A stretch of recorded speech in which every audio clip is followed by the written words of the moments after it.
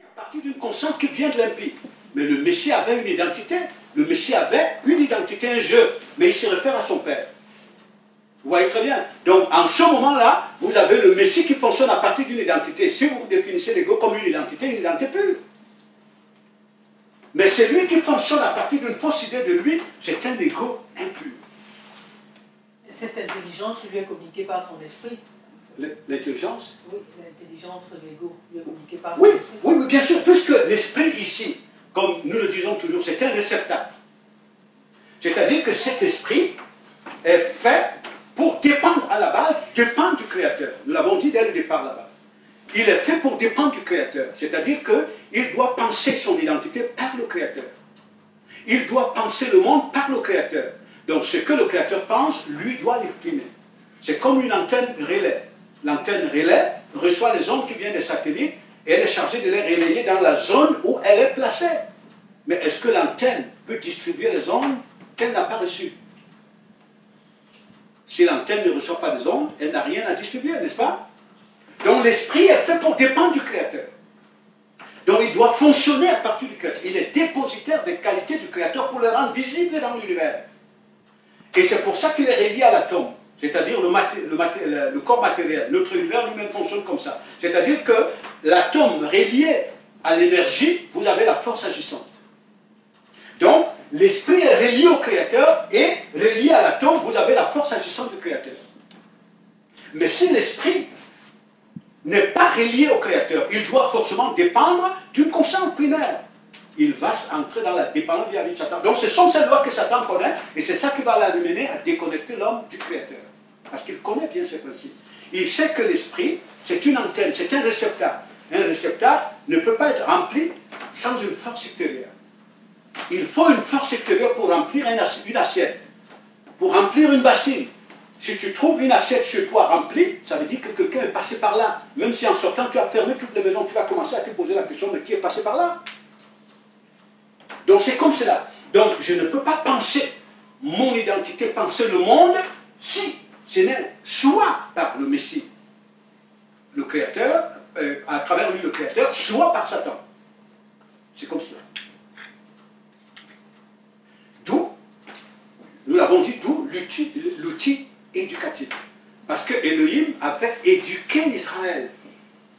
Elohim a éduqué Abraham, n'est-ce pas? Il a éduqué Noé.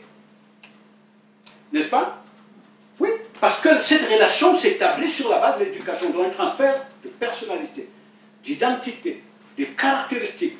Donc pour que ce qu'il pense, tu le manifestes. L'homme, l'esprit de l'homme relié à l'atome, c'est l'information du royaume sur la terre, dans l'univers. Le Messie disait au-dessus, vous êtes la lumière de l'univers. Mais si cet esprit n'est plus relié à la bonne source d'énergie, il est relié à l'énergie destructrice. Et l'homme devient une force de destruction, comme nous voyons le monde. Oui. Est-ce aussi l'esprit qui est responsable des rêves que nous faisons quand nous dormons? Oui, c'est l'esprit qui est responsable. En fait, l'esprit dans la base, les rêves, ce qui se passe, c'est que le corps, tu peux nous ramener dans la structure de tout à l'heure de l'homme. Voilà. Vous voyez bien, nous avons dit le corps, qui est séparé de l'homme intérieur. Donc finalement, on peut dire que l'homme a deux constituants. Il est multidimensionnel. Il y a l'homme intérieur et l'homme extérieur. N'est-ce pas? Donc, si tu détaches l'homme intérieur du corps, est-ce que le corps est capable de faire des rêves? Non. Absolument non. Donc, dans le fond, celui-ci est infatigablement actif. Il ne dort pas. Je veux dire, sommeil matériellement. Hein? Voilà, on peut parler de son sommeil parce qu'il est coupé du Créateur, dont on conscience. Mais il est dépendant de la sphère spirituelle. Donc, c'est celui-ci, quand je vais me coucher, c'est celui-ci qui dort. Celui-ci ne dort pas. Donc, selon la sphère à laquelle il est dépendant, c'est elle qui s'active dans mes couches. Et même le Créateur, quand il veut influencer, me parler, c'est pas des images. Mais elle influence mon corps par l'esprit. Mais le plus souvent, c'est pour ça que le plus souvent, quand c'est le Créateur qui nous parle, ça peut être par des sons ou bien par des événements. Mais si notre conscience est dépendante de la conscience du mensonge, les informations que nous avons, l'interprétation que nous avons est brouillée par Satan. C'est pour ça que vous pouvez comprendre pourquoi Daniel pouvait expliquer les rêves que Nebuchadnezzar avait vus, qu'il n'était pas capable de comprendre. Parce que Nebuchadnezzar, c'est la fonction visible de la conscience impure. Et donc, comme c'est le Créateur qui parle, aucun dans son royaume ne peut les expliquer. Parce qu'elles viennent du principe de la création, le Créateur. Donc Daniel, existe dans la sphère du royaume, il comprend le langage du Créateur dans ses rêves. Il pouvait les expliquer. Parce que son esprit est de la même nature. C'est comme ça. Ok. C'est comme ça. Donc, je dis bien non seulement les rêves, même les événements que nous vivons au quotidien. En fait, les événements sont des outils de la main du Créateur. Mais le problème, c'est que lorsque notre conscience est dépendante de l'impie, l'interprétation nous est donnée par Satan. Et généralement, cette interprétation nous dresse contre le Créateur ou contre les supports qu'il utilise. Mais lorsque notre système de pensée est dépendant du Créateur, nous comprenons aisément son langage dans la création. D'où Joseph de dire à ses frères, au fur et à mesure que sa conscience, son esprit entrait dans la conscience du royaume, l'intelligence pure, il comprend que ce n'est pas du vouloir de ses frères de l'avoir vendu. Mais c'est le Créateur qui l'a ordonné. Et quand ses frères se culpabilisent, il dit, laissez faire, ce n'est pas vous. C'est le Créateur qui l'a voulu. Alors qu'avant ça, il en voulait à ses frères. N'est-ce pas? Parce qu'il avait une mauvaise lecture de ces événements. Une petite parenthèse juste pour l'âme. L'âme, en fait, c'est l'individualité de l'esprit. Parce que ce n'est pas l'âme, c'est les émotions et les souvenirs. Oui.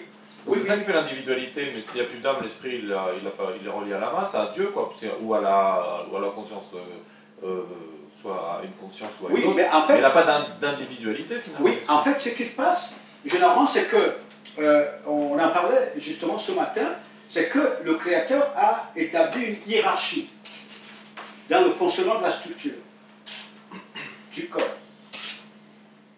Donc, cette hiérarchie, c'est que l'esprit doit avoir la primauté sur l'âme et le corps. Mais cette primauté n'existe que si l'esprit lui-même est dépendant du principe créateur. Vous comprenez bien? Donc, à partir de ce moment-là, c'est l'esprit qui a la responsabilité. C'est-à-dire que c'est vraiment comme un mariage. Donc, ce qui découle du créateur, la substance qui découle du créateur pénètre l'âme et le corps au travers de l'esprit.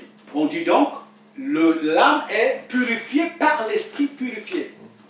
L'âme et le corps, comme il dit, bien que la parole d'Élohim est puissante, comme une épée à double tranchant qui sépare esprit et âme, moi, ils ont tout. Donc il rétablit l'ordre dans le fonctionnement. Donc ça veut dire que lorsque l'esprit rentre dans la structure identitaire du Créateur, on n'a plus un être émotionnel, mais un être qui est régi par l'intelligence. Vous voyez très bien. Donc, je veux dire que s'il y a des émotions sont pures. Par exemple, que lorsque le maître Yeshua voit combien l'esprit, en fait, il voit combien le Père permet aux esprits des hommes de pénétrer ses entrailles pour revêtir ses qualités, il manifeste des émotions de joie. Je te loue, maître suprême du ciel et de la terre. Vous voyez bien? Des joies. Mais donc, il y a des émotions pures et des émotions impures. Mais seulement, ce n'est plus un être instable, c'est-à-dire dont le comportement varie en fonction des événements. C'est un être stable. Donc c'est une intelligence, parce qu'il comprend le sens des événements. Parce que les événements, derrière les événements, il y a une grande intelligence qui coordonne tout. Le Créateur. Derrière les événements, si vous séparez le Créateur de la création elle-même est inerte, même Satan. Rien ne bouge plus. N'est-ce pas? Donc ça veut dire que l'ensemble, c'est le langage du Créateur. Il dit aux gens que si vous ne comprenez pas le langage du Créateur dans les événements, il est sûr que même la Bible, vous ne la comprenez pas. Parce que la Bible, c'est une compilation d'événements au travers desquels le Créateur a parlé aux hommes. Donc, c'est l'esprit qui doit dominer sur l'âme. Maintenant, c'est aussi par l'esprit, s'il est soumis à Satan, c'est l'esprit qui souille l'âme et le corps. Donc, des caractéristiques comme la haine viennent, ce sont des caractéristiques des démons, mais s'expriment dans le corps au travers de l'âme. Donc, on voit une âme souillée à partir de l'esprit. Les rivalités, médisances, c'est alimenté par une intelligence, mais qui est fausse.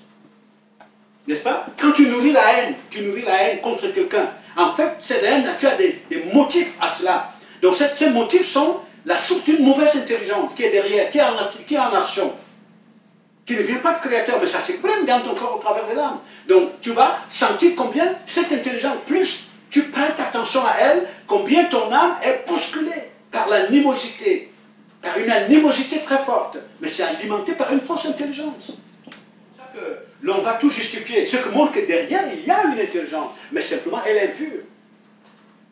Donc c'est cela la primauté, on en parlait ce matin, c'est pour ça que un esprit dépositaire des caractéristiques du Créateur fait la santé de l'ensemble de l'être. C'est la restauration de l'ensemble de l'être. Et ce qui fait que les événements auxquels celui-ci fait face, c'est celui-ci qui les comprend, qui les interprète. Et celui-ci, parce que sa source d'information, c'est le Créateur, il comprend le langage du Créateur à travers ces événements. Maintenant, si celui-ci est dépendant de Satan, les événements auxquels celui-ci fait face, c'est Satan qui te donne des fausses informations. Et c'est pour ce cas que les informations peuvent nous amener à manifester des mauvaises émotions, la haine, on est en colère à cause des événements. Parce qu'en réalité, derrière, nous avons une interprétation de ces événements, mais qui vient de l'impie.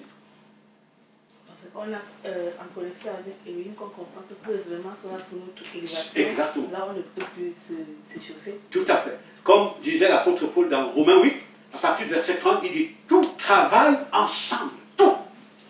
Il parle bien de l'ensemble de la création. Tout travaille ensemble pour le perfectionnement des saints. N'est-ce pas? C'est-à-dire pour le retour de l'esprit dans la gloire. Et lorsque vous lisez Colossiens 1, à partir du verset 15, il dit bien, en fait, même plus haut, il dit que rendez gloire au Père qui vous a appelé à son admirable lumière, dans le Messie.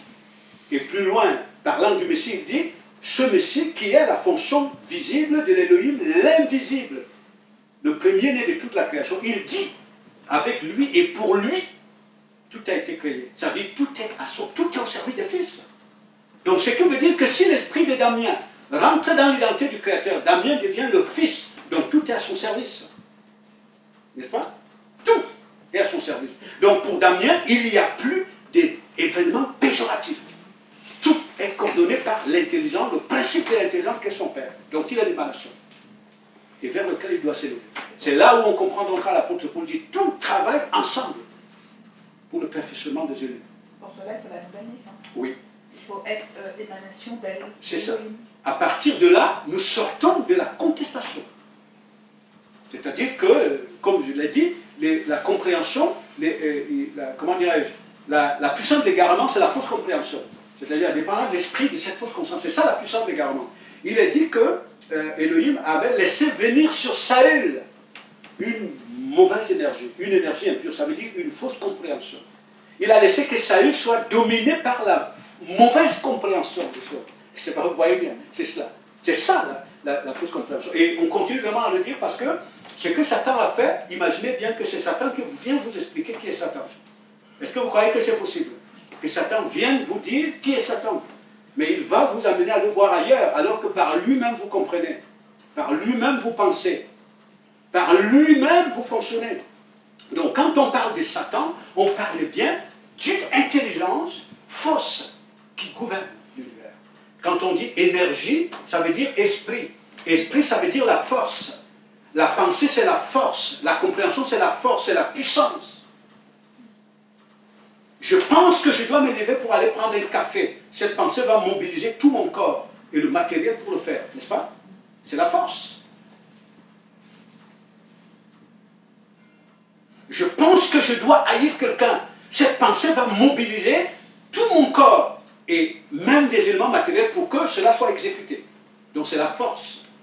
Donc c'est une compréhension, la pensée. C'est la force. Quand on parle d'énergie, la compréhension, la pensée. Donc cette force, mauvaise énergie, c'est Satan. C'est elle qui excite le monde.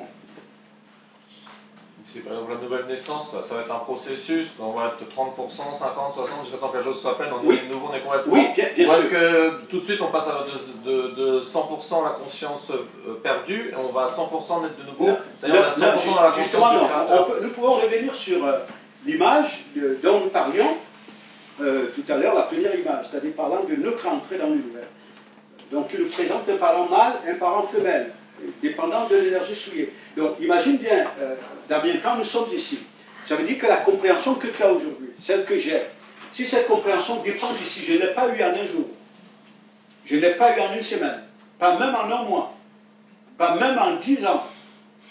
Mais l'âge que je porte, biologique, elle mesure bien le processus de construction de cette compréhension. N'est-ce pas? Ça ne pouvait jamais, ça n'aurait jamais pu être brutal. Donc je deviens la fonction visible. C'est pour ça que je deviens, quand on dit tu es le monde, ça, tu deviens la conscience, cette conscience-ci. Tu peux être conscient ou pas. Maintenant, si je dois sortir de cette conscience, qui est le socle même de mon identité, de ma compréhension, pour entrer dans la conscience créatrice, Elohim, ça ne peut pas être en un jour. Ça ne peut pas être. J'ai l'impression quand les gens disent baptisés Saint-Esprit, ça y est, on est de nouveau. Mais ça n'a rien à voir, absolument. Rien. Voilà, donc on peut, comme disait François, les gens qui sont dépendants de cette conscience, on peut les plonger dans l'eau. Il disait ne refusez de baptiser personne, parce que vous risquerez de refuser de baptiser les martiens. Il faut baptiser tout le monde. Voilà, les démons, bien sûr, quand ils parlent des martiens, ils parlent bien sûr. En fait, ces intelligences, les démons, c'est bien cette intelligence. Donc, la plupart de l'humanité a la fonction visible. Donc, tu vas la plonger dans l'eau, c'est très bien. Elle va continuer à s'épanouir dans ses racines. Vous voyez très bien. Donc, ça n'a absolument rien à voir. Donc, quand on parle de nouvelle naissance, on dit bien de sortir de la sphère cosmique en termes de conscience, en termes de compréhension pour entrer dans la sphère du Créateur. Et ça, le pouvoir vient d'en haut. Donc, il faut que je rentre dans un nouveau processus. Ça veut dire que ce nouveau processus fait en sorte qu'il y a la déconstruction de cette conscience qui s'est construite en moi, pour la construction d'une nouvelle conscience. Et ça se fait à travers un consentement au retour. Je ne sais pas, vous voyez bien. Voilà. Donc, oui. Donc ce cheminement n'a pas forcément un lien avec le Saint-Esprit. Non, mais en fait, quand on parle même du Saint-Esprit, justement, c'est le processus qui nous amène à rentrer dans les qualités du Créateur. C'est ça, les qualités de l'Esprit. Hein. Quand on parle de l'Esprit du Créateur, on parle de ses caractéristiques qu'il donne. C'est-à-dire les qualités exceptionnelles. C'est-à-dire, je prends un exemple qu'on dit, Victor, c'est quelqu'un d'extrêmement intelligent. Il est doté de capacités exceptionnelles. Si tu donnes tes capacités, les capacités à partir desquelles tu comprends, tu fonctionnes, tu les donnes à Damien, il va s'exprimer comme toi. N'est-ce pas, Damien? Donc quand on dit, j'avais dit que tu lui as donné ton esprit, tes qualités, tes caractéristiques. Quand on dit le Créateur te donne l'esprit, il te donne ses caractéristiques. N'est-ce pas? Ses vertus. Il les confère à l'esprit humain. Donc c'est un processus de construction identitaire. Et à l'inverse, le fait que nous sommes construits dans la dépendance vis-à-vis de Satan, nous recevons un esprit, mais un esprit impur. Nous recevons des caractéristiques. Il y a une notion qui dirige l'humanité, mais c'est une notion impure. Je ne sais pas si tu comprends bien. Donc c'est pour ça qu'on parle, les apôtres disaient, n'ajoutez pas foi à tout esprit, mais éprouvez les esprits. Donc dans le fond, n'ajoutez pas foi à toute intelligence, mais éprouvez sa racine, sa nature, sa source. Donc les termes ont été mystifiés parce que les catholiques utilisent, ils parlaient du Saint-Esprit. Comme personne ne sait ce que c'est que le Saint-Esprit, quand on pense à partir de Satan, on ne saura jamais, on va dire le Saint-Esprit, parce qu'on ne sait pas ce que c'est. Le Saint-Esprit, ce sont les caractéristiques du Créateur, donc il donne l'esprit humain. C'est pas une personne comme. Voilà, mais non, absolument pas. Ce sont les caractéristiques, je dis bien les caractéristiques du Créateur. Alors, donc, du coup, forcément, je pense que n'importe qui te poserait la question. La scène qui s'était déroulée à Jérusalem, hein, quand finalement le Saint-Esprit avait habité les disciples. Et donc, Oui, c'est ça, oui. la Pentecôte, voilà. Donc, ce fameux jour de la Pentecôte, finalement, qu'est-ce qui s'était passé? Est-ce que cet esprit-là avait animé des personnes qui étaient déjà construites? Enfin, c'est ça, nous sommes là dans la symbolique. okay. Nous sommes dans les images. Peut-être le consolateur, le paraclétos. C'est ça. Voilà. Nous sommes là dans la symbolique. Nous sommes là dans la symbolique. C'est-à-dire que lorsque vous voyez bien le Messie quand il est avec les disciples, le Messie est doté, nous l'avons dit, hein, il est doté de qualités exceptionnelles qui viennent du Créateur, n'est-ce pas? Dans la compréhension, dans l'analyse, dans la force de marcher dans les voies de son Père. On voit bien cette force se déployer. Bon, et quand il parle, comme l'esprit des disciples n'est pas doté des mêmes qualités, est-ce qu'ils le comprennent? Non. Ils le comprennent, mais à l'envers. Mais à un moment, pour que le Messie se fasse comprendre, il fait quoi? Il souffle sur eux. C'est-à-dire, il leur donne une portion de lui. Et ces qualités, on dit, leur intelligence s'ouvre pour comprendre le sens de ces paroles. N'est-ce pas? Donc, jusque-là, il est dans la symbolique. Donc, il leur montre que, pour que vous compreniez qui je suis et d'où je viens, il va falloir que l'esprit que vous êtes soit doté des mêmes caractéristiques. C'est pour ça qu'il leur dit, je m'en vais et je reviens. C'est-à-dire que les caractéristiques du Créateur, à partir desquelles je fonctionne, vont vous être données aux esprits. Il parle aux esprits. Et alors, vous me comprendrez, là où je suis, là vous serez. N'est-ce pas? Donc c'est pour ça donc, que les personnes qui attendent, ils ont reçu des instructions, des tonnes d'instructions, mais qui n'ont pas pénétré le sens. Donc c'est les qualités de l'esprit qui viennent ouvrir leur intelligence, qui viennent leur rendre capable de comprendre. Et amorcer la marche. C'est ça. Il rappelle toutes choses. Voilà. C'est comme ça. Amorcer la marche. Et c'est même ce qui va faire aussi l'avantage de Paul. Parce que c'est quelqu'un, c'est un monument de la Torah. Mais qui comprend par une autre intelligence. Et lorsque le maître se révèle à lui et qu'il commence à être doté des qualités du Créateur, son horizon s'ouvre. Il comprend le vrai sens de la Torah.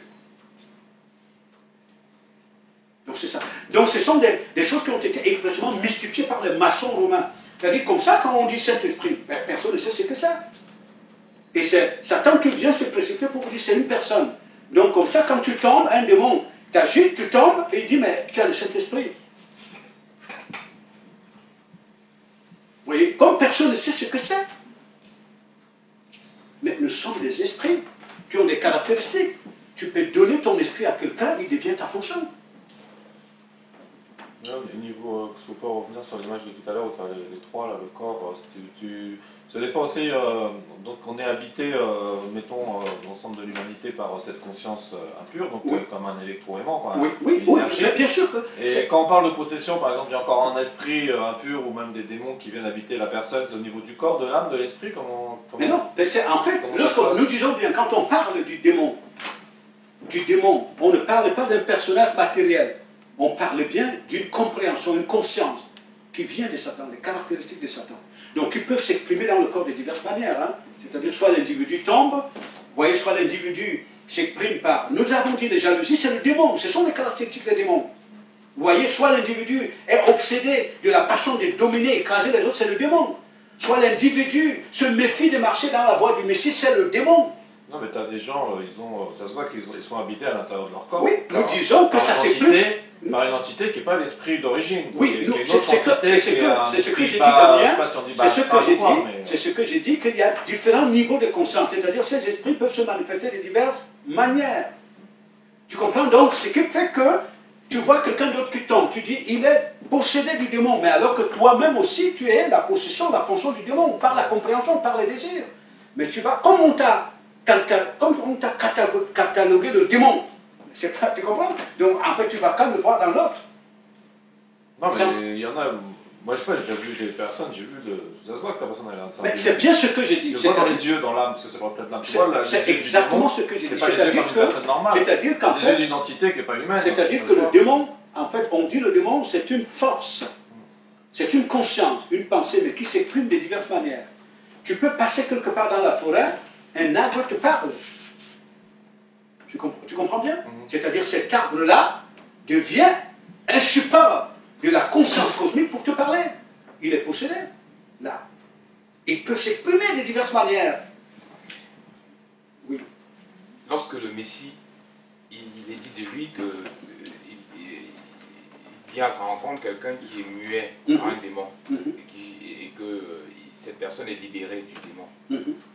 Comment comprendre ça par rapport à la conscience? C'est-à-dire que ce que le Messie fait, c'est que la manifestation visible de ce démon. Parce que la personne est libérée, mais dans son identité, il n'y a pas de transformation profonde. Nous avons dit depuis hier qu'il y a des œuvres que le Messie a accomplies sur le plan physique. C'est-à-dire qu'ils ont une instruction profonde. Donc pour nous amener à comprendre, parce que dans le fond, le Messie vient, tu peux nous donner, s'il te plaît, l'image. Parce que dans le fond, le travail du Messie, parce que prenons bien le Messie comme la fonction visible des caractéristiques du Créateur. Vous voyez bien, les caractéristiques du Créateur. Bon, ce qui fait que si nous considérons la libération, si nous pouvons considérer la libération comme le fait de calmer les effets extérieurs et de laisser dans la même identité, il n'y a pas de libération. C'est pour comprendre ce que je veux dire. C'est-à-dire calmer les effets extérieurs, on rentre là dans ce que font les médecins, tout le monde. Dans ce que fait le monde. Oui. On rentre là dans la dimension humaniste. C'est-à-dire qu'en fait, on vient calmer momentanément les effets d'un arbre. Mais on n'enlève pas ses racines, sa nature, son identité. Bon. Donc dans le fond, ce que le Messie vient faire, l'autre image, s'il te plaît. Dans le fond, ce que le Messie vient faire, il y a cette conscience qui sort d'ici, qui est dépendante d'ici. Excuse-moi de te couper, je vois ce que tu veux dire, mais on dit quand même dans la Bible, les chasses des démons, même le Ganaréen, ou les esprits sont partis dans les cochons. Il dit, il nettoie la maison, il y a 7 esprits qui viennent, donc il y a bien des entités propres à la conscience cosmique. On n'en disconvient pas du tout, mais j'ai dit simplement... Ils sont propres, indépendamment de la conscience cosmique, il y a la conscience cosmique, mais en plus il y a des entités de base, des grands, il y a tous les grades, je veux dire, comme il y a des généraux, des capots et des petits soldats, et il y a des petits esprits, je ne sais pas, parce qu'on voit des trucs, on ne sait pas, mais qui viennent rentrer dans la personne, tu vois, qui peuvent te faire des caractéristiques. Mais on dit bien ceci, hein, parce qu'en fait, ça part vraiment de la capacité de manipulation de l'impie. C'est-à-dire que Satan, capable de parler au nom de Luc, c'est-à-dire il possède un corps, je vais dire cette conscience, elle te dit, je suis Damien qui est dans ce corps. Mais Damien n'y a rien à voir. Vous voyez bien, c'est-à-dire qu'il y a bien cette force qui, simplement pour perturber les choses, prend le nom de Damien. Je suis bien Damien qui possède ce corps. C'est un exemple. Ou alors je suis André. C'est moi, Armand, qui te possède. Il parle avec la voix de... Oui, bien sûr. Mais dans le fond, nous avons affaire à une entité spirituelle, à une conscience impure, qui détruit un corps. Vous comprenez? Ça, c'est cela. Bon, c'est pour ça que cette dimension d'exorcisme, c'est sur la base de ça que les prêtres, les médiums pratiquent l'exorcisme. C'est-à-dire, on dit, on a chassé un démon. Mais a-t-on enlevé, quand tu prends le démon comme conscience d'un individu, as-tu l'as enlevé? Non. Non, pas la conscience, mais l'être qui oppressait la personne, il peut partir à ce moment-là, sans perdre. Même si c'est d'abord physiologique, mais la personne va libérer. Le problème, c'est que même si vous partez chez les musulmans, vous allez constater que les musulmans aussi font la même chose. Mais ce ne sont même pas les délivrances. C'est même pas les délivrances, c'est comme Luc est en train de dire, voilà. je laisse terminer. Voilà. Donc ce ne sont même pas des langues. Moi, je rentre au niveau du Messie. Hein. Je ne vais pas sortir. Je rentre au niveau. Parce que les œuvres du Maître. C'est pas clair tout ça. Voilà. Les œuvres que le Messie a accomplies. Hier, par exemple, nous avons pris l'exemple de l'homme qui était atteint de la lèpre. N'est-ce pas? La lèpre était visible dans sa chair. Et puis, le Messie, qui est l'émanation du Créateur. Le Messie ne considère pas la lèpre comme cette marque dans la chair. Pour lui, la lèpre, c'est l'esprit qui est dépendant de la conscience impure. C'est le symbole de l'impureté. Ouais. Bon, lorsqu'il trouve ce Messie atteint de la lèpre dans sa chair, c'est pour instruire. Le Messie lui dit, bon maître, si tu veux, je vais être pur. Il dit, je le veux. La lèpre s'en va. C'est un élément d'enseignement. Pour montrer comment, en lui, il y a le pouvoir d'épurer ta conscience, de te ramener à lui. Mais le problème, c'est que les gens se figent à l'acte physique, il y a une dimension d'instruction dans cela. Je ne sais pas si vous comprenez bien. C'est pas évident. Voilà, il y a une dimension d'instruction. Donc, en fait, ce qu'il fait, et c'est pour ça qu'il a dit bien qu'il y a eu 10 lépreux qu'il a guéris. Il y a une partie qui est revenue vers lui. Et les autres qui sont partis. N'est-ce pas? C'est-à-dire que le maître est dans l'expression de l'œuvre même qu'il vient accomplir. Parce que pour le Messie, l'humain c'est l'esprit dans le corps. Et cet esprit, c'est l'esprit qui est impur. Cet esprit qui est connecté à la conscience impure. Et c'est cet esprit qui doit ramener à son Père. Donc, les œuvres qu'il accomplit au niveau physique ne sont que l'expression visible de ce qu'il vient accomplir dans l'homme réellement. C'est-à-dire le retour de l'homme. Bon, maintenant, pour purifier réellement la conscience de cet homme, ça ne peut pas être en un instant. Comme la lèpre physique par un instant. Pour la conscience, ouais, mais néanmoins, il y a des entités qui peuvent être là et puis sortir ou rentrer dans les corps. Oui, mais c'est dans ce que j'étais en train de dire que lorsque dans le Messie trouve, par exemple, si c'est vraiment pour le maître, il trouve un individu qui est habité de cette conscience à un certain niveau, la perversion est très poussée, qui s'exprime, peut-être l'individu tombe par terre. C'est-à-dire que le fait que l'individu soit, à un moment donné, pénétré de la conscience d'en haut, ça étouffe ses effets au niveau visible et le processus commence. Je ne sais pas si vous voyez, et ça c'est totalement différent de l'exorcisme qui est fait, qui est simplement, il y a une dimension de manipulation. Luc, on peut aussi comprendre, tout en admettant et en comprenant la différence que tu décris, je ne trouve pas ça contradictoire forcément avec le fait qu'il y ait... Enfin, en fait, ça ne me répond pas à la question de savoir si de même qu'il y a esprit et âme, il n'y a pas une autre entité, quoi. Autrement dit, ce que tu expliques pour moi ne met pas en contradiction. Une autre entité par rapport à quoi? Excuse-moi, dans le corps, tu as l'esprit l'âme plus un esprit du bas. Non, absolument pas. Absolument pas. C'est qu'en fait, ce qui s'exprime, tu peux me ramener dans la structure de l'homme. Non, mais en fait, absolument pas. Peut-être que le temps nous permettra, je vais dire à la suite, hein, de voir si clair. Mais regardez bien, nous disons ceci, la substance, donc l'esprit est dépositaire, s'exprime dans le corps au travers de l'âme. Mais il n'a aucune force puisqu'il est soumis à la conscience impure. Comment? Il est soumis à la conscience impure, donc la conscience impure... Oui, c'est elle qui s'exprime ici. C'est elle qui s'exprime ici.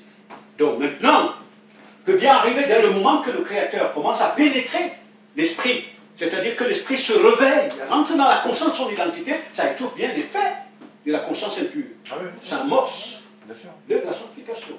C'est le début de la restauration. Bien sûr. Mais si on parle de possession, ça veut dire qu'il y a les effets visibles de la conscience impure dans le corps au travers de l'homme intérieur. Non, on pense pas à la conscience, on pense dans la conscience, elle est peuplée d'êtres spirituels. La conscience impure, comme la conscience pure. C'est ça. Les démons ne sont pas matériels. Ouais, voilà, mais un démon peut habiter le corps. Bien sûr. Mais nous parlons à partir de l'esprit, c'est-à-dire pas en dehors de l'esprit, parce que les démons sont des esprits. Le démon lui-même, pour influencer, vous comprenez? Il a besoin.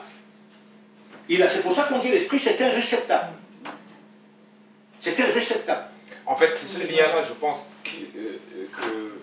qui est l'objet de sa question. C'est-à-dire que, est-ce que cette représentation-là, qui montre esprit, âme et corps, est-ce que ça laisse la place à une représentation qu'on pourrait appeler démon? Est-ce que ce serait à l'intérieur de l'esprit? Bien sûr, c'est exactement ce que je suis en train de dire. En fait, c'est ça sa question, je pense. Oui, c'est ce que je suis en train de... C'est la réponse que je suis en train de donner. Moi, par exemple, je peux témoigner de moi personnellement. J'arrivais pas à respirer. Je prenais jamais ma respiration. J'étais oppressé et je respirais pas. Je croyais que c'était comme, je sais pas, comme si tu as une vertèbre bloquée dans le dos, tu as du mal à respirer. J'étais dans un séminaire, justement, d'église évangélique, mais l'église évangélique était... Le staff, tout ça, ça se voit que c'était démoniaque. Hein. Même ce qu'ils faisaient, c'était pas biblique ni rien. Néanmoins, j'ai été libéré à ce moment-là, tu vois, et j'ai vu un voile qui m'a quitté. Mais c'est un esprit, hein, qui m'oppressait, il est parti.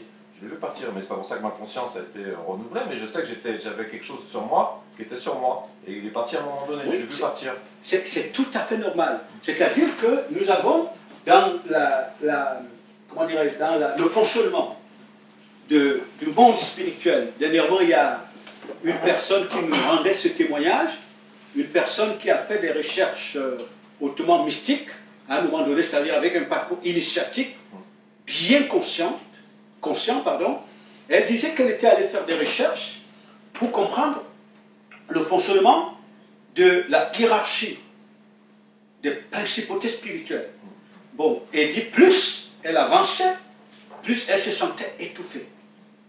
Parce qu'en fait, il y a des dimensions que tu ne peux pas pénétrer si tu n'as pas en toi une substance qui te permet de supporter cette vibration. C'est ça, ouais.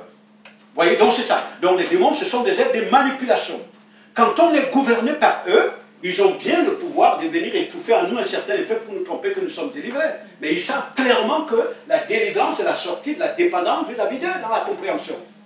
Je ne sais pas si vous comprenez ce que je veux dire. C'est cela. Oui, non, enfin, moi je pense que ce que tu dis de la délivrance est clair. Oui. C'est pas de ça pour moi que... Oui.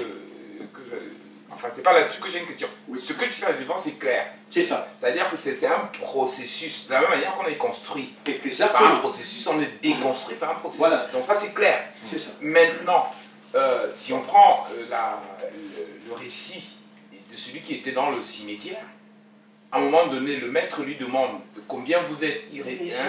Voilà, il donne un chiffre. Ouais, c'est ça. Bon, très très simplement, la question c'est est-ce que dans le jaune là, Oui. Il s'agit de comprendre dans cette réponse de ce démoniaque qu'il y a plusieurs entités qui correspondent au chiffre qu'il a donné. Ah ben bien sûr. C'est-à-dire que voilà, la chose est ça ça la là. question. Oui. L'action se fait là. C'est ça qui dérègle notre raisonnement, la compréhension. C'est-à-dire le fait que nous soyons en train de confondre la créature avec le créateur, c'est penser c'est quoi? C'est une possession. Ce n'est pas parce qu'elle s'exprime d'une façon qu'elle n'est pas une possession. Non, mais là, toi, ta façon dont tu le décris, c'est comme une pensée, une idée, bon, qu'on est connecté, ça on remet pas en cause, mais nous on parle vraiment d'entité individuelle, une individualité. C'est comme ça. C'est comme ça, Armand. C'est qu'en fait, si vous voyez même, l'environnement fonctionne presque comme ça. Vous avez l'énergie électrique, n'est-ce pas? Qui se rend visible au travers des ampoules. Les ampoules, ce sont des, comment on appelle ça? Ce sont des, si vous voulez, c'est un élément, un corps matériel qui permet à l'énergie électrique de se rendre visible. Ouais, se manifester. Bien sûr, mais derrière, il y a une énergie électrique. Oui, bien sûr, on ne la voit pas dans les films. Voilà, tu ne la vois pas. Ouais. Donc, de la même manière que le corps matériel, les démons s'en servent pour agiter. C'est une énergie. Mais on peut les faire sortir. Faire sortir. On peut étouffer, c'est-à-dire on peut étouffer les reflets. D'ailleurs, je peux vous donner cet exemple-là que, supposons que vous marchez avec Armand, qu'il soit à un niveau de conscience par rapport au royaume très très poussé. La présence d'Armand, ce qui agit au travers d'Armand peut étouffer les passions qui sont en vous. Et, je veux dire étouffer, hein, elles ne sont pas parties. Mais en réalité, ça les étouffe. Ça ne s'exprime pas autant que vous êtes. Lorsque vous êtes en dehors d'un environnement pareil. Ils sont étouffés, quelque part. Donc, vous ne pouviez pas vous retrouver en face de quelqu'un comme le Messie et que le démon ne soit pas étouffé. Parce que là, le Messie dégage des ondes d'une force inouïe. C'est pas qu'il quitte, il part. Oui, mais je veux dire qu'en fait, le problème, c'est que quand on dit il part, quand vous le prenez comme une conscience à laquelle l'identité de l'individu est liée, allez voir cet individu après, son fonctionnement, son raisonnement, pour comprendre vraiment. Non, mais on est d'accord. Voilà.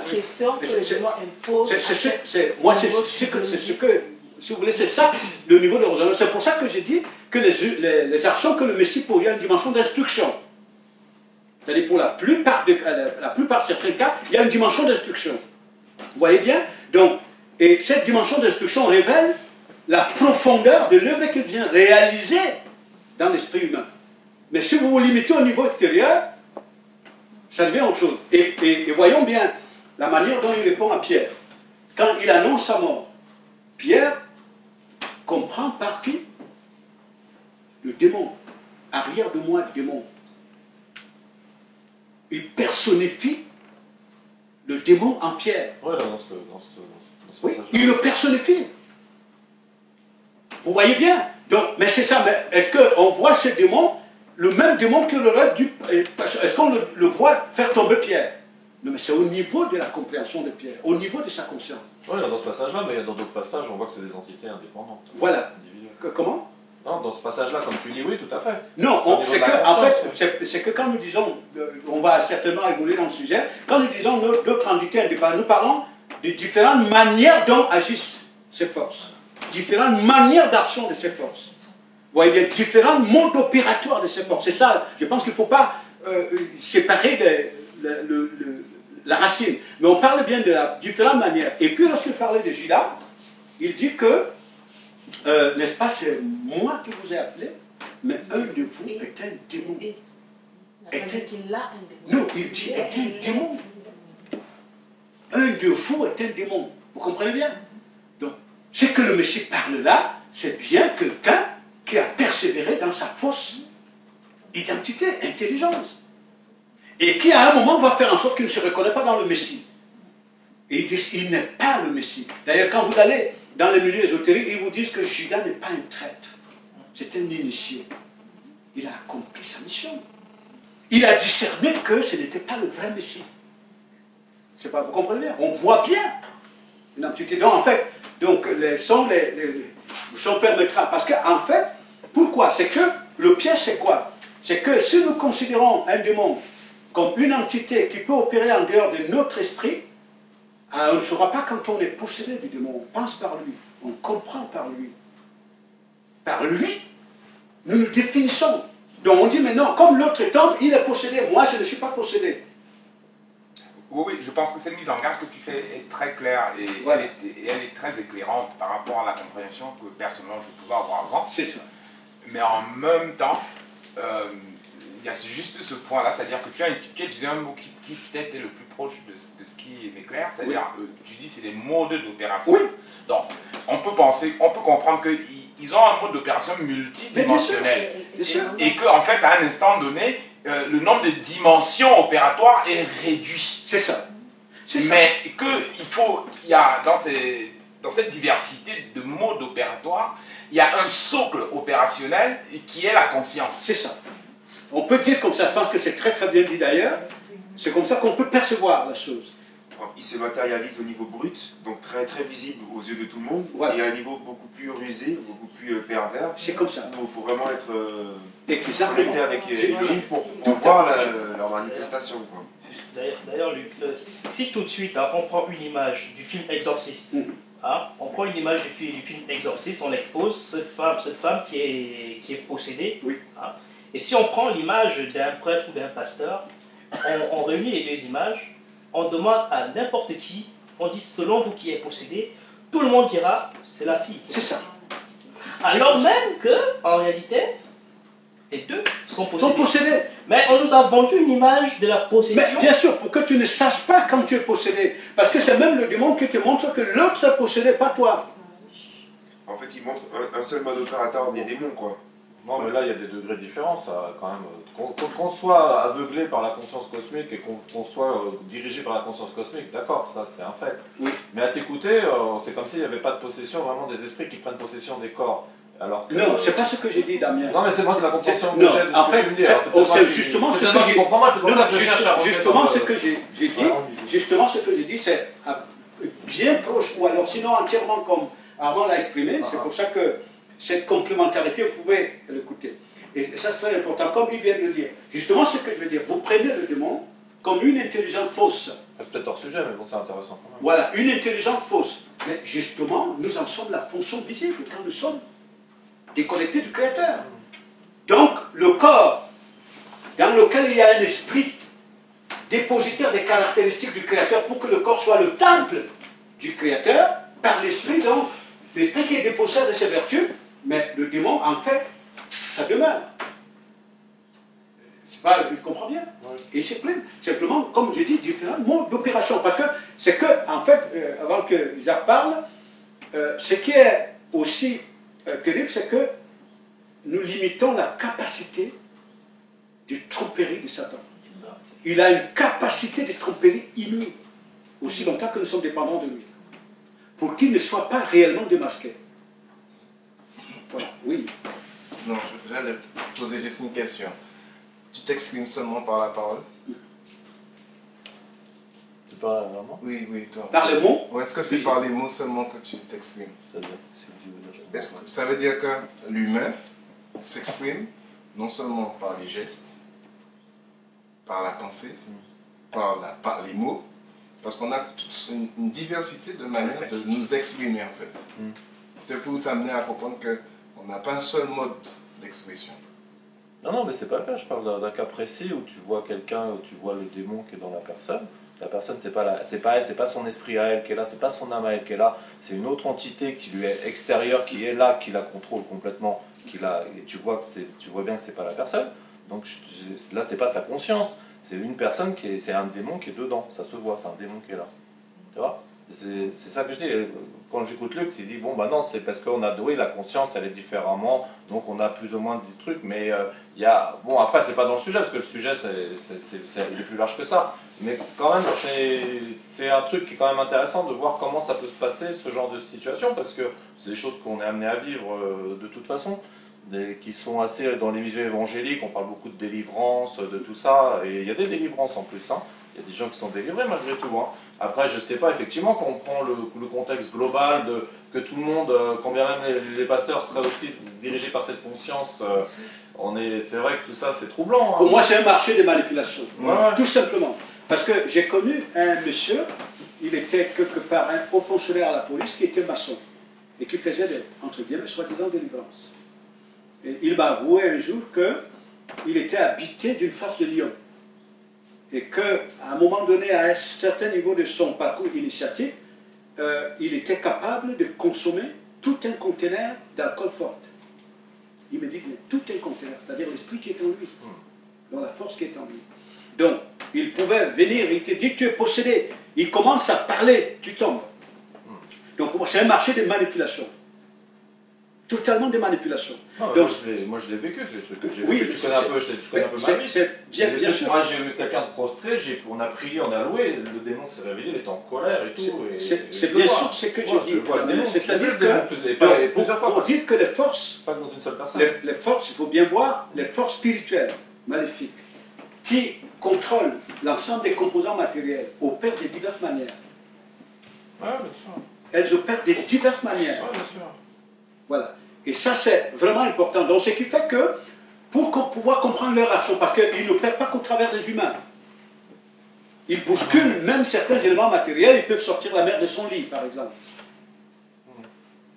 Pour commettre des choses extraordinaires. Ils sont capables d'utiliser le vent. Ils sont capables de tout utiliser dans l'univers. Cette force spirituelle, c'est un mot d'expression, cette force spirituelle. Donc, ce qui fait que, notamment dans les milieux où les gens parlent de la délivrance, très souvent, ceux qui sont délivrés sont habités eux-mêmes de la même conscience, des mêmes démons. Ah oui, la conscience, ça reste là. Voilà. Donc, on rentre là dans un marché des dupes. Bon, où le but, c'est que on dit aux gens que vous êtes habités d'une force qui délivre. Et donc, maintenant, vous êtes le royaume, donc vous pouvez circuler tranquillement. Alors qu'en réalité, vous êtes même l'émanation de cette conscience cosmique. C'est ça le pire, parce qu'en plus, voilà. Ils vont critiquer les catholiques et tout ça, mais sûr. Ils sont, comme tu dis, c'est la vraie église, c'est la vraie église. On rentre dans un marché. Je suis né de nouveau, c'est moi qui suis. Et puis en fait, c'est encore un piège de Satan pour encore. À vous croyez vraiment, une petite croquette pour. Exactement. Calmer, quoi. Bon. Et donc maintenant, nous revenons sur notre sujet. C'est pour ça que lorsqu'on parle bien, le Messie disait bien, il dit, si ma parole demeure en vous, et vous dans mes paroles, vous connaîtrez la vérité, et par la vérité, vous serez comment? Libre. C'est ce que le Messie veut dire, quand il parle de la parole. Il parle bien de la structure identitaire de son Père, dont il est la fonction visible, les caractéristiques de son Père. Donc, comme pour dire à Damien et Luc, si les caractéristiques de mon Père, dont je suis la fonction visible, sont en toi, n'est-ce pas? Les qualités de mon Père, tu en es dépositaire par elle, tu connaîtras mon Père, donc tu pénètres son identité éternelle, c'est fusionné avec lui, et à partir de cette position, tu seras libre de la conscience de Dieu. Là où tu rentres dans la vraie liberté. Et c'est ça la restauration réelle de l'être. À ce moment, même ces démons en tant qu'entité ne peuvent plus secouer le corps. Ils ne peuvent plus, parce qu'en fait, tu deviens une force supérieure à eux. Mais tu fais partie du principe créateur. Nous disons bien que c'est l'esprit, il est dépositaire des qualités suprêmes à partir desquelles Satan lui-même a été appelé à l'existence. Donc, souvenez-vous de ce que le Messie disait aux disciples dans Jean 15, versets 26 à 27, il leur dit que, avant même ce verset 26-25, il leur dit que vous allez recevoir l'esprit de mon Père, le souffle sacré, c'est-à-dire les caractéristiques de mon Père, en moi, par lesquelles j'ai fonctionné. Et ils vous conduiront, cet esprit va vous conduire dans toute la vérité. Et plus loin il dit, il parlera de moi, il vous révélera qui je suis. Mais non seulement il parlera de moi, vous aussi vous parlerez de moi parce que vous avez précédé la création. C'est-à-dire vous êtes avec moi depuis la création, depuis l'entête. Donc vous êtes avec moi avant la création. Donc il y a une fusion identitaire avec le Messie. Donc ce qui fait que ça te donne une position, la position du Messie sur la création. Moi, l'esprit humain a été créé depuis. C'est comme ça. C'est pas qu'on a habité. Tout à fait, exactement. Donc vous comprenez en réalité pourquoi les démons disent au Messie, mais pourquoi es-tu venu nous détruire avant le temps? C'est-à-dire révéler à l'homme son identité. Ah, c'était ça? Bien sûr. Pourquoi es-tu venu révéler à l'homme son identité, donc nous détruire avant le temps? Donc il s'agit de ça. Donc l'état d'inconscient dans lequel nous sommes, dans lequel nous plongeons, favorise Satan.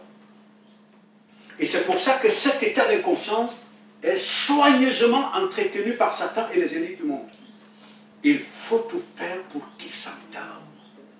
Il faut les tromper que leur espoir c'est l'économie, que ça marche bien. Comme ça l'esprit est apprivoisé. Vous voyez? Parce que si l'esprit se réveille, nous sommes finis. Et comme nous avons souvent l'habitude de le dire, on met derrière chacun un ange gardien. Il veille à ce que personne ne se réveille. Vous voyez, c'est cela. Donc, En fait, c'est quelque chose d'inouï. Quelque chose d'inouï. Et simplement inouï, de redoutable. Et ce qui fait considérer la vérité pour Satan et ses élites, et ses suppôts, je veux dire, comme la vérité, comme la porte de la demeure du mal. C'est-à-dire que la vérité ne pénètre pas l'humain. Que l'esprit humain ne se réveille pas. Parce que l'esprit humain rentrant dans les potentialités suprêmes du Créateur, dans le Messie, vous comprenez bien que l'univers dans son ensemble devient ta propriété. Je ne sais pas si vous comprenez. Oui. Parce que le Messie dit, tout pouvoir m'a été donné en haut dans le ciel, sur la terre et sous la terre. Pourtant, ce sont des paroles que nous répétons. Mais le problème, le fait que cela demeure comme inaccessible, fait comme si le Messie avait menti. Le réveil de l'homme, est-ce qu'il a en son pouvoir? Il se fait avec sa collaboration. Donc, nous disons bien le réveil de l'esprit. Hein? Oui, l'esprit. Nous parlons bien du réveil de l'esprit. Ça veut dire que le faire partir de l'état d'inconscience, de son identité dans le Créateur. Parce qu'il est dans un état de conscience fausse. Une conscience fausse, je veux dire. Donc, cette conscience dont il est dépendant lui vient de Satan et qui l'amène à se définir à partir de ce qu'il n'est pas, les composants du monde. Donc maintenant, pourquoi est-ce que sa collaboration est nécessaire? Parce que si le Créateur doit réveiller son esprit, donc communiquer à l'esprit ses qualités pour que l'esprit sorte de l'état d'inconscient, pour entrer dans la conscience de son identité, il faut bien qu'il accepte de porter sa croix. Il faut bien qu'il consente à porter sa croix. Être déconstruit. C'est ça. Il faut qu'il accepte. C'est là tout le problème. C'est pour ça que le Messie disait bien aux disciples, c'est lui qui veut me suivre, qu'il renonce à la fausse idée de lui. Et c'est ça l'obéissance en fait. C'est ça l'obéissance. C'est ça l'obéissance. Qu'il se charge. Il dit bien qu'il cesse de penser à lui-même selon ce monde. Vous voyez très bien. Parce que c'est ça la bonne traduction. Qu'il cesse de penser à lui-même selon ce monde. Donc ça veut dire, sors de la fausse idée de toi. Donc qu'il porte sa croix et qu'il me suive chaque jour. Tu vas entrer dans ton identité. Donc c'est ça sur ma Madeleine. C'est qu'en réalité, c'est l'absence de ce consentement à accepter porter notre croix, celle que le Messie a portée volontairement. C'est ça qui fait en sorte que le Créateur, on peut dire, si on peut dire comme ça, il trouve inutile ou utile de nous réveiller. Parce que dans tous les cas, même si nous sommes réveillés, peut-être que ça va même nous remplir davantage de haine contre lui. Parce que s'il nous réveille, on va considérer qu'il nous entraîne dans un chemin de torture. En fait, si je ne suis pas réveillé, c'est parce que le Créateur a vu à l'avance que je n'allais pas consentir. C'est comme ça, vraiment. C'est-à-dire que, imaginons bien, on prend un exemple pour mieux illustrer ce que tu dis. On prend un exemple. Si le frère Armand est capable d'anticiper sur mon comportement, ma réaction, le frère Armand, il part de mon salon. Il dit, j'ai une mission à accomplir à Lan. Mais j'aimerais que Luc m'accompagne, soit Luc, soit Damien. Mais il anticipe, il sait que si je dis à Luc de m'accompagner, et surtout je lui révèle que cette mission est périlleuse en chemin, il ne va pas accepter m'accompagner. Donc tu trouveras inutile de m'en parler, tu vas en parler à Damien. Parce que tu as compris qu'avec Damien, même si tu lui révèles qu'il y a un danger en chemin, il va t'accompagner, mais tu vas lui dire. Donc c'est presque exactement comme ça. Parce que vous verrez clairement, il y a des individus qui ont suivi le Messie, sans savoir vraiment pourquoi ils le suivaient. En fait, qui trouvaient dans le Messie quelqu'un qui était doté d'un charisme terrible, qui leur permettait, qui leur aurait permis de se réaliser dans le sens dont ils concevaient leur identité. Mais en suivant le Messie, ils se sont rendus compte, mais finalement la vision de cet homme est plutôt dangereuse pour notre vision. Ils sont devenus des farouches ennemis du Messie. Vous voyez très bien. Donc c'est ça. Donc le Père, donc il connaît, il sait bien, il sait. Donc la prédisposition d'accepter la déconstruction, porter notre croix, est le prix de notre élévation. Ce message, il n'est pas facile à comprendre, hein, parce que même quand j'en parle à des sœurs évangélistes, ils refusent vraiment catégoriquement et farouchement ce message. Oui, mais le problème aujourd'hui, Damien, c'est qu'à certains niveaux, c'est nous qui parlons d'un royaume dans lequel nous n'existons pas. Ouais, c'est comme tu dis, on dit voilà. Traverser la rivière, mais nous on l'a pas traversé. Exactement. Voilà, c'est qu'en fait, C'est clair. je parle d'un royaume, mais au quotidien, je suis un autre royaume. Tu comprends bien? Donc, au contraire, je renforce même Oui, c'est la vrai. confusion dans l'esprit. C'est vrai, c'est vrai. Bon, maintenant, ce que le Créateur nous demande, ce n'est pas nous qui devons parler de lui. C'est lui qui veut parler de nous, mais après notre restauration. Donc, on devient sa force agissante.